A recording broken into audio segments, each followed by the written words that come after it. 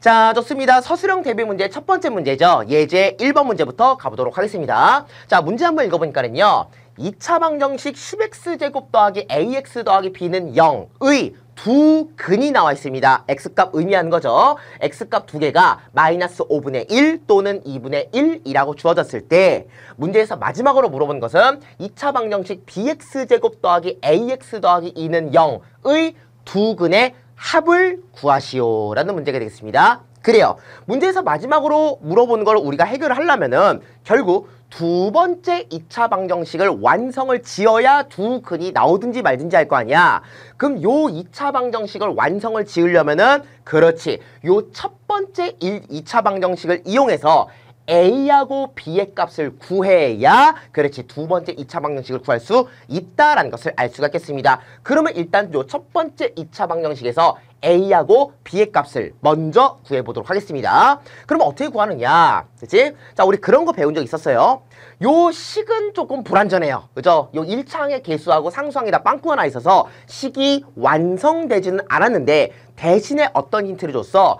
요 방정식의 해가 마이너스 5분의 1 또는 2분의 1이라는 힌트를 주고 있잖아요. 그렇지. 우리 x제곱의 개수가 a이고 그 다음에 두 근이 알파하고 베타일 때 거꾸로 2차 방정식을 완성하는 공식 어떤 거였죠? 그렇지. a 곱하기 x 마이너스 알파 곱하기 x 마이너스 베타는 0이라는 공식에다가 x제곱의 개수 맨 앞에 박아두고 그 다음에 그 두 근이죠. x값 두 개를 알파 자리 베타 자리에다가 적절히 대입을 해주면은 우리는 거꾸로 2차 방정식을 만들 수 있다는 것을 기억했으면 좋겠습니다. 요걸 이용해서 우리는 1단계를 통해서 A하고 B의 값을 먼저 구해볼 수 있을 것 같습니다.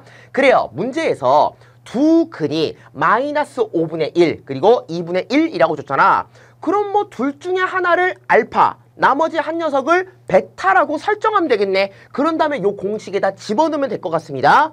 그 다음에 x제곱의 개수가 10이다라는 게 문제에서 직접적으로 말해주고 있진 않지만 사실 간접적으로 나오긴 했어요. 어떻게 된다? 그렇지. 첫 번째 2차 방정식에서 x제곱의 개수가 10이라고 나와 있거든요. 그렇지. x제곱의 개수가 10이다 라는 말이 없어도 여러분들은 요 식을 통해서 요 x제곱의 개수가 10이다 라는 것을 어렵지 않게 눈치를 챘으면 좋겠습니다. 어쨌든 두 근이 마이너스 5분의 1, 2분의 1이고 x제곱의 개수가 10인 2차 방정식을 완성을 해야 되겠죠? 대입해볼게요. 대입해보면 그렇지. x제곱의 개수 10은 맨 앞에다 박아두고요.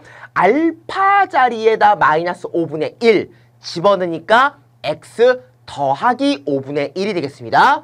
마찬가지로 요 베타 자리에다 2분의 1 집어넣었더니 두 번째 덩어리는 x 빼기 2분의 1 요렇게 정리해 볼 수가 있겠죠. 그래서 10 곱하기 x 더하기 5분의 1 곱하기 x 마이너스 2분의 1은 0이다라는 2차 방정식을 일단은 만들어 볼 수 있었는데 그냥 요렇게만 써놓으면 조금 서운하잖아요. 그렇지. 다항식끼리 곱한 다음에 10 분배 법칙 뿌려서 식을 가장 깔끔한 형태로 정리를 했더니 10x제곱 마이너스 3x 마이너스 1은 0이다라는 식으로 완성이 될 수가 있었습니다. 오케이? 요렇게 완성된 식 10x제곱 마이너스 3x 마이너스 1은 0 이 뭐랑 똑같다는 거야? 그렇지. 문제에서 주고 있는 저 첫 번째 2차 방정식하고 똑같은 녀석이었다. 그러면 요 동류항끼리 아다리를 맞추면은요 A하고 B의 값 구할 수 있겠죠. 일단 10x제곱 10x제곱 똑같고요. 그 다음에 1차항의 개수들끼리 맞춰보니까 A의 값은 마이너스 3이 돼야 되겠고 그 다음에 상수항이 B였는데 여기서 마이너스 1이네. B의 값은 마이너스 1이다 라는 것을 어렵지 않게 구할 수가 있었습니다. 되니? 좋습니다. 그래서 우리가 서술형으로 답을 쓸 때는 우리가 두 근이 주어지고 x제곱의 개수가 주어졌을 때 2차 방정식을 완성하는 요 공식을 이용해가지고 적절히 대입을 해서 2차 방정식을 만드는 과정을 여러분들이 풀이 과정에다가 써주면 좋을 것 같습니다. 되니?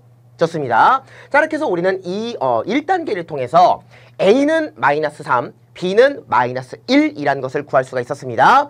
자, 그러면 2단계 넘어갈게요. 2단계에서는 어떻게 해야 돼? A하고 B의 값을 구했으니까 그 녀석을 두 번째 2차 방정식의 A하고 B값에다 적절히 대입을 해가지고 그렇지 두 번째 2차 방정식도 완성할 수 있거든요. 간단하게 써볼게요. 그러면 bx제곱 더하기 ax 더하기 2는 0에서 b는 마이너스 1이라고 했고 a는 마이너스 3이라고 했으니까 대입해주면 되겠죠. 대입하니까 마이너스 x제곱 마이너스 3x 플러스 2는 0이다 라는 두 번째 2차 방정식도 완성할 수가 있었습니다. 되니 바로 요 녀석에 우리가 두 근을 구했으면 좋겠는데 우리 좀 센스 있게 갑시다. 그죠? 우리가 이 2차항의 개수는 보통 플러스로 맞춰주는 거 되게 좋아하잖아요. 그러면 여기가 마이너스니까 양변에 똑같이 마이너스 1씩 곱해주면은 x제곱 더하기 3x 마이너스 2는 0이다 라는 식으로 더 이쁘고 깔끔하게 정리할 수가 있겠습니다. 되니? 좋습니다. 그래요. 자, 그래서 x제곱 더하기 3x 마이너스 2는 0의 두 근을 구해야 되는데 요거 인수분해 안 돼요. 그렇지, 뭔가 인수분해 될 것처럼 생겼는데 여러분들 찢어봐. 안 찢어질걸요? 인수분해 안 되기 때문에 그래서 제곱근 혹은 근의 공식을 이용해서 x값 구할 수 있겠습니다. 그래요. 뭐 근의 공식 쓴 것 같습니다. 근의 공식 써가지고 x를 구했더니 x는 2분의 마이너스 3 플러스 마이너스 루트 17이라는 그렇지 요 2차 방정식의 두 근을 구할 수가 있었습니다. 오케이? 좋습니다. 자, 이렇게 해서 우리는 2단계 간단하게 풀어볼 수 있었습니다. 이제 문제에서 마지막으로 물어본 거 해결해야 되겠죠? 마지막으로 물어본 거는 그 두 번째 2차 방정식의 두 근끼리 어떻게 하래요? 더하래요. 그 덧셈 과정 한 줄만 더 쓰고 넘어갈게요. 그럼 두 근의 합은 요거 사실 한 덩어리처럼 보이지만 사실은 x값 두 개죠? 한 놈은 뭐야? 2분의 마이너스 3 더하기 루트 17 한 놈이랑 나머지 한 놈은 뭐가 된다? 2분의 마이너스 3 마이너스 루트 17. 사실은 요렇게 두 녀석 아니겠어요? 그치? 그걸 요렇게 겹쳐서 써놓은 것일 뿐이네요. 얘네들끼리 마지막으로 더해주는 식을 요렇게 써볼 수 있겠습니다. 계산이 복잡해 보이는데 생각보다 간단해요.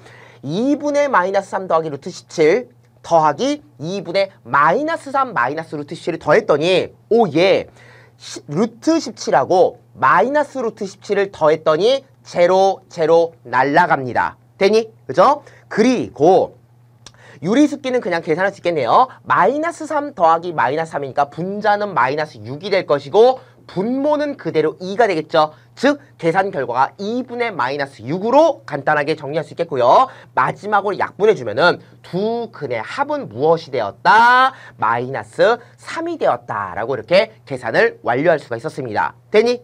좋습니다. 그래요. 그래서 두 근의 합을 구하는 거 마지막으로 그 두 근끼리 더해주는 덧셈식 하나로 마무리를 지어주면은 요 문제도 서술형 문제로 어렵지 않게 풀 수 있었다고 생각을 합니다. 오케이? 좋습니다. 그래요. 자, 이렇게 해서 우리는 예제 1번 문제 풀어볼 수 있었고요. 비슷한 유형의 유제 1번 문제 바로 넘어갈게요.